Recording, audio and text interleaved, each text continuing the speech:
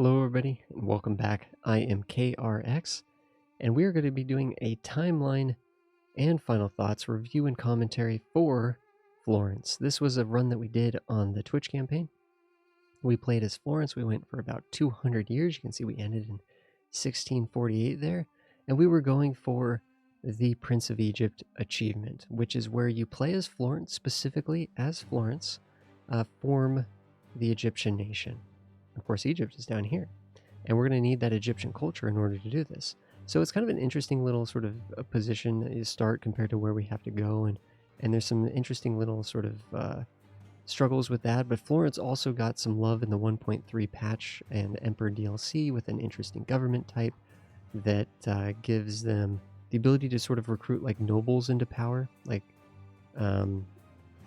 the Medici and other sort of famous noble houses of. Well, actually, Medici is not a noble house. They're a merchant, but they're noble in the sense they're an elite, all right, the elites, not always of noble blood. Sorry, Medici are not of noble blood, but they're the elites, right? So you can recruit from the different families that are in power and stuff like that, and you can get some pretty amazing generals. You start with a 655 general, you get some amazing little missions to sort of conquer the surrounding area. We immediately attacked Bologna. They didn't have really any allies. So we're able to get permanent claims on all of this region and all of this region. Now we're waiting, trying to get Siena. We ended up renaming this Egypt because we have some viewers that are funny. So we ended up taking Siena early this time, which is important because the first time we tried this, actually, Siena ended up becoming a free city state of the HRE and made it almost impossible for us to conquer. We've allied the Papal State. We've allied Austria. We've allied Milan, I believe. Those are the three countries that we've allied. I think eventually we pick up Castile much later in the game, but you can see it took us 20 years. We took Siena and Bologna. Those were our first two conquests early on. And then 20 years later, we split Ferrara with Venice. We didn't fight with Venice, but they took Ferrara. We took Modena. We took Lucca. These two were allied together. So we ended up getting an opportunity to just attack them and take that simultaneously. This gets us an opportunity into Mantua. What am I saying? I don't know what I'm saying, guys. So unfortunately, Venice is taken. We have a permanent claim on this province and this province. Those are missions depend on taking these, but Venice is pretty strong. We do take Mantua. They didn't really have very good alliance network. We're also beating up on Savoy this time. So we beat up Savoy. That gives us access to Saluzzo. We take Saluzzo. We're hoping to attack Provence and Genoa. We actually, boom, get a good war against Genoa. We're just breaking apart the different alliance networks here. Over here, what happened was, I believe, this province... Did we fight? We did fight Venice. We fought Venice. Our first war against Venice was about 30 years into the game. We took this province here, and then we also took Crete. So Crete is going to give us a permanent base of operations down here to be able to start working on Egypt, right? We're beating up Mantua more. We're still allied to Milan and Naples, or Papal State. Unfortunately, Naples did not get their independence. One of the reasons why you really want Siena, it's very important to take Siena. It's also part of the Tuscany region, so it's a nice, good high development province with good trade, good other things. But one of the reasons why you want Siena is because it allows you to jump off to Naples. Okay, so it gets us to Naples. But the problem is Naples actually stayed under Aragon this time. They chose to stay under Aragon, but luckily we're beating up Genoa just fine. We're beating up Provence using the Papal State pretty regularly to help us in some of these wars. Unfortunately, look at this though. The Papal State and Provence flip provinces. I don't even know how that's even possible, but in a single war they actually flip provinces. Now we want this province, which is kind of a bummer. So I can't remember how we deal with that, because this is the trade port, right? This is the trade port in the Genoa node that we really want. We're just absolutely slapping Genoa around. We've dropped Milan. We don't need Milan anymore. We're going to get free claims on a lot of this region up here once we get Ferrara, but we haven't done that yet. So we're doing this the old-fashioned way, getting claims and stuff. Montfrere is our vassal. We diplomatically vassalize them. In fact, I believe down here, ooh, a few things have happened, guys. Actually, we actually took this province, and then we did a reconquest war here. So this is our subject down here. And the way we took this province was we used the age bonus to get claim adjacent to claim. Okay, so we ended up claiming from Crete. We claimed this province. This province allowed us to claim this province. This province is controlled by Bezin. So Fezzan had like a very weak alliance network, and you can also see Tunis is not doing so well. So we were able to take this province, release Tripoli, and then do a reconquest war against Tunis and just really just smack Tunis around. We could remove Venice quite easily. Did I say Venice? Fezzan. Fezzan. Quite easily there. So we have a subject down here in Tripoli that we're working on. We have a subject in Montfrere, but we've integrated them pretty easily. We didn't really need to like swarm with them or anything. It's interesting to see that Epirus is actually taking over like Greece, and the Ottomans are playing very docile, which is bad. We need the Ottomans to beat up the Mamluks. They never do. Spoiler alert, they never do. We're the first ones to attack the Mamluks and sort of destabilize them. The Mamluks also got defender of the Sunni faith. So the nice thing is Provence actually took this back. Provence got this back, so we're going to be able to take that for ourselves here pretty soon, I think. We've also beat up Aragon, and I think we used Castile to help us do that. But we beat up Aragon because we're allied with Castile and Austria, but there is going to be a point where Castile tries to attack. Something happens. Castile tries to attack Austria. We say no because we're like, oh, we're going to stay with Austria. And then Austria asks us to defend. Something like that. There's a situation where we're allied to Austria and Castile, and we lost both alliances because we refused to join the wars. It was one of those things where it's like person A asks us to join, we're like no, and then person B just immediately is like, oh, well, join us, and we're like no. So unfortunately, we lost Austria, we lost Castile. We've none of these provinces are part of the HRE, so it's totally fine. Venice is getting wrecked by Austria now that we've destabilized them a good amount. We are allied to France. We're picking up France. We basically traded Castile and Austria for France. You can see that we're making France just took a big bite out of Castile for free. We end up swooping in and taking from Aragon a number of provinces. This is a big move here. We take province that and return it to Valencia. Valencia is down here, but we take another one that's a Valencia core. We take Barcelona and release Catalonia. We take this one and release the Baleares as an independent nation. We take Sicily as well. So we take 4 different provinces. We now have Tripoli, Sicily, the Baleares, Valencia, and Catalonia. And next time we attack Spain, we're going to be able to do a reconquest war for a ton of land. We're also beating up on Naples because by the time, I think when Castile grabbed onto Aragon, I think that sort of booted Naples out. Naples somehow got bumped out later on. They stayed with Aragon early, but then they got bumped out. We also have Ragusa. We have a lot of subjects. We're kind of playing a diplomatic influence kind of a game. We've taken the Knights. The Knights were allied to Venice, so it was a way to sort of get in against Venice. We've also integrated, we have a diplomatically vassalized Albania. I don't know if they popped out or how that worked exactly there. We're able to do that peacefully, so we did that. We did Ragusa aggressively by taking this from Bosnia and just pumping out Ragusa. So we have like a bajillion relationships right now. We're allied to basically France and the Pope, and then we have like 5 or 6 different subjects. We are taking a diplomatic cost for that, but the cool thing is we're going to be able to do a lot of expansion via subject growth, right? So we're going to be growing our subjects. So we're growing Tripoli down here. You can see that. We've taken our first land against the Mamluks. The Mamluks have fallen. We have beaten the Mamluks in a war. It was a pretty hard-fought war, actually, like in terms of numbers, but the Mamluks are just, we're just more superior in terms of military quality. So the quality of our troops are a lot stronger. We're probably going to see, we took back some land here for Ragusa. We're going to see us taking some, there we go. There's the big war against Spain. We brought back all of the stuff for Valencia, all the stuff for Catalonia, all the stuff here, and all of Sicily, including Malta. So Spain just got a big bite taken out of them. Granada, we don't control Granada, but they did get kicked out, which is kind of nice to see. France is going to continue to beat up on Spain as well. But I think for the most part, we're calling France into these wars against Spain just to try to get them on the same truce timer as us. We've unified most of Italy. Our development up here is disgusting too. Absolutely disgusting. We're slowly piecing apart Naples. We're going to give some of this to Ragusa as well. Albania is actually going to get some claims on the Ottomans. We'll work on that. We're taking over Greece. What we're trying to do right now, and you can see that we've taken most of the Egyptian land from the Mamluks. At this point, it's like, well, we could form Egypt.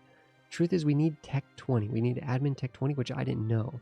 But the thing that we were trying to do with this run, what makes this run a little bit unique, is the fact that I'm going to try to form Egypt without destating any of our Italian land. So we are going to actually be we're going to be deving up Egypt. We're going to be converting Greece, culture converting over here. We're going to be trying to culture convert as much of our land as possible and dev up Egypt as much as possible so that all of our Egyptian culture is over 50% of our total culture. We're beating up Austria here. We'll see some wars against Austria where we can actually finish taking the rest of Venice. But you'll notice we're taking very little land. We're taking big chunks out of Spain with our subjects, vassals. Taking big chunks out of here with Tripoli. We're taking some chunks with, there's a chunk right there for Ragusa, taking some chunks for Albania. Albania is going to take a big chunk out of Ottomans. We've also popped out Syria. We're going to be integrating Sicily and the Baleares because they don't really have, they're no strategic value to us having those. Continuing to feed more land to Tripoli. If you can notice, guys, we're kind of doing a little bit of a Mare Nostrum. We're kind of doing a little bit of a Mare Nostrum run right now with subjects. We're not taking land for ourselves. We're not stating any of this land down here. We're not stating the land after we integrate these guys. We're not stating the Venetian area either. And that's because obviously the stated land is going to prevent us from being able to flip to Egyptian culture. It's going to make it harder. So we're trying to push up the dev in Egypt. Because I don't want to destate any of this land because it's going to cost us thousands of administrative points to restate this stuff. This stuff up here is like 30, 40 development land. It's insane. I think everything in our capital is like 40 development plus. At least 30 for sure. Nothing in Italy is less than 20. That for sure. Which is crazy. So there's a lot of development. And we have thousands of development spread over this small little area. So we're playing very, very tall. Kind of wish we had done... there we go. There's the big bite taken out of the Ottomans with Albania. We don't have to beat up Albania. We're just doing it for fun. We're going to take another big bite with Syria. It has a bunch of reconquest against the Ottomans over here.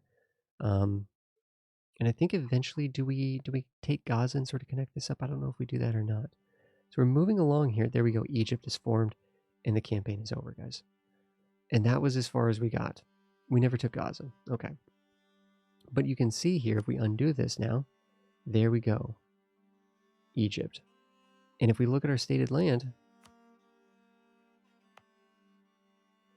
now we never stated these provinces because we took these from the Pope later on.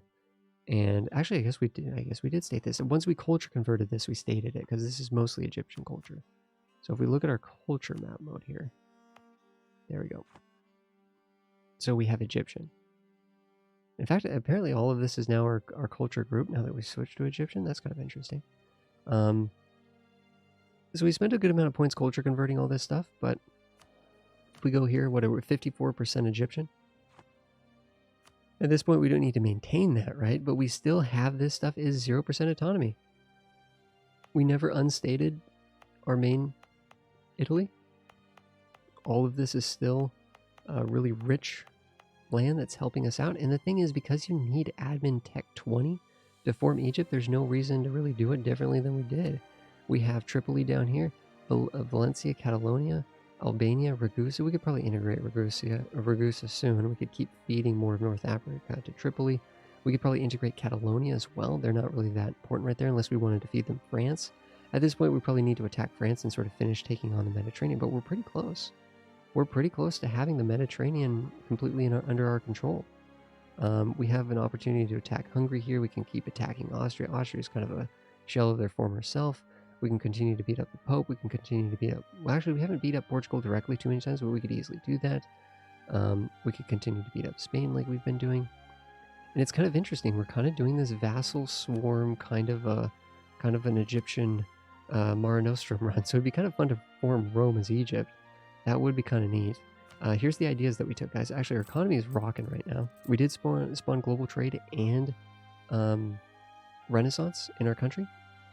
We're only 2 years away from getting what manufacturing or manufacturing. So, and the truth is we have a lot of manufacturing, so we could spawn in our country for sure. We have a lot of high development land with manufacturers. We're making tons and tons of money. Tons and tons of money. And actually it's pretty even between taxation being our largest income aspect in production. Trade actually our lowest, but you can imagine that the trade is pretty good here in the Genoa node. So, but what were we going to look at? Ideas, that's right. So missions, we've done all the missions, which is really, really neat. Oh, except for get rid of Genoa. Unfortunately, Genoa is a vassal of Crimea. So they're just over here existing over here as a vassal. Presumably, you would think that they're gonna get integrated eventually by Crimea, but I guess Crimea just can't integrate them or something. So we'll see. But that's the only mission we didn't do. These were really fun. There's not a lot of them here, but they're pretty fun. They're mostly for kind of forming Tuscany. They're not really meant for late game. And then once you form Italy, then presumably you get a bunch of really cool missions there. But if we're looking at our ideas, this is the ideas that we took here. We did diplomatic into quality, into offensive. Offensive was probably overkill, to be honest. We probably could have gone for something else in that slot. We probably could have done admin ideas at that point. And then we went influence and then into admin. We didn't need religious. We just stayed Catholic. We were able to convert everything just fine. We forced, let's go to religious map mode here. Tripoli to be Catholic. We forced Syria to be Catholic. No big deal. All of our little vassals are Catholic. Most of them have religious ideas as well. They're converting their land. We have 100% religious unity here. Not a big deal. Although we're not the defender of the faith. I take insult to that. So we stayed Catholic. The first time we tried going Protestant, everybody got super pissed with us because we tried to convert really quickly and everybody hated us for it. It would have been fun to do Protestant. Protestant's definitely stronger than Catholic, but man, we have been enjoying free stability the entire game. We've been at 3 stability the whole time and just getting free stability constantly with the papacy points. That's been kind of nice. We've also gotten the Pope. There's a mission here to become the Pope. So that's kind of part of why I wanted to stay Catholic so we could get this mission done, which leads to a pretty cool little outcome. Yeah, the administrative ideas really weren't important. The funny thing is, it does give us a good cross policy for extra diplomatic annexation cost reduction. You get an extra 20% with a policy between these two. So that's why we ended up going admin ideas. Plus, presumably, it's still expensive. Like, if we were to state Venice, it's still going to be, like, disgustingly expensive to core all this. So having admin ideas, helps with that. And so on and so forth. So, guys, that has been our Florence run. If you guys have questions, fire away down below in the comments. I'll get to those. We do also have a sort of opening moves video for Florence that sort of explains not just the opening moves that I use, but sort of developing actually going through the opening moves with Florence, sort of a little sort of video that kind of complements this timeline and opening thoughts. We also have sort of a video that just talks about the general strategy and the setup of Florence and getting everything situated, and then that ties into opening moves. But thank you so much, everybody, for watching this timeline and final thoughts as Florence into Egypt with the Prince of Egypt achievement. We could totally go for the Roman Empire with this setup, I think, pretty easily. However, I've actually already done the Mare Nostrum achievement, so it's not something that we have to do with this run. But this was a really, really fun run. Florence has a really interesting little republic, and it was fun to play as them with the new enhancements to the 1.3. So thank you so much, everybody, for watching. I will see you guys in the next one.